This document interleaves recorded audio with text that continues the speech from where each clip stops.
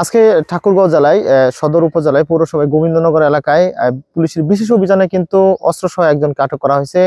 আমরা পুলিশের তথ্য মতে যেটা জানতে পেরেছি যে ঠাকুরগাঁও সদর থানার যিনি ওসি রয়েছেন মোহাম্মদ শহীদুর রহমান, তিনি আমাদেরকে যেমনটা জানিয়েছেন যে এইখানে গোবিন্দনগর এলাকায় মূলত গোপন সংবাদের ভিত্তিতে তারা গভীর রাত ৩টা থেকে অভিযান শুরু করে। পরবর্তীতে তারা কিন্তু সোহেল রানার যে বাসা, সেই বাসার একটা রুমে কিন্তু তারা এই পিস্তল উদ্ধার করে। এখন পর্যন্ত তাদের যে মানে জিজ্ঞাসাবাদ করা হচ্ছে এই সোহেল রানাকে আটকের পরে, এবং এই অস্ত্র উদ্ধারের পাশাপাশি বিভিন্ন অভিযান কিন্তু পুলিশের সদর থানার পক্ষ থেকে কিন্তু করা হচ্ছে। তার পাশাপাশি তাদের পক্ষ থেকে যেটা বলা হয়েছে যে আইন শৃঙ্খলা পরিস্থিতি রাখার জন্য তাদের যে অভিযান, স্বাভাবিক যে অভিযানটা, সেই অভিযানের অংশ হিসাবে কিন্তু এই অভিযানটা পরিচালিত হয় এবং এই অভিযানে কিন্তু এই অস্ত্র উদ্ধার করা হয়।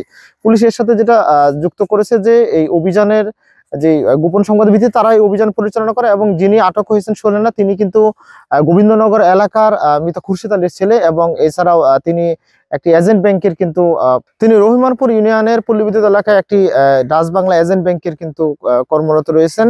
এবং এই বিষয়ে আমরা ঠাকুরগাঁও সদর থানার যিনি ভারপ্রাপ্ত কর্মকর্তা মোহাম্মদ শহীদুর রহমান রয়েছেন, তার সাথে আমরা কথা বলেছি। তিনি আমাদেরকে যেমনটা জানিয়েছেন, অভিযানের অংশ হিসেবে আজকে অভিযান শুরুর পূর্বে একটি বিশ্বস্ত সূত্রে গোপন সংবাদ প্রাপ্ত হয়েছে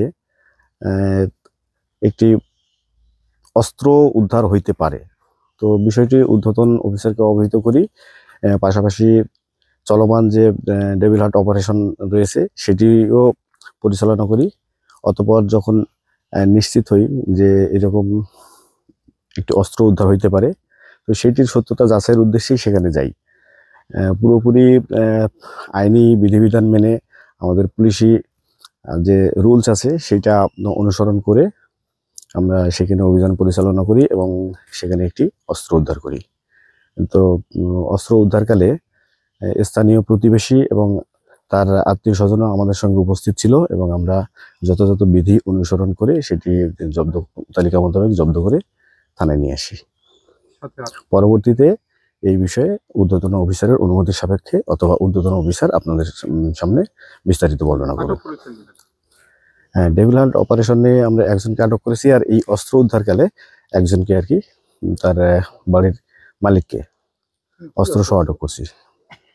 অস্ত্র দেখে মনে হচ্ছে পিস্তল, হয়তোবা বিদেশি হইতে পারে। একটু ঘষা মাজাও মনে হচ্ছে যে উপর থেকে ওই লেখাগুলো মুছে ফেলছে।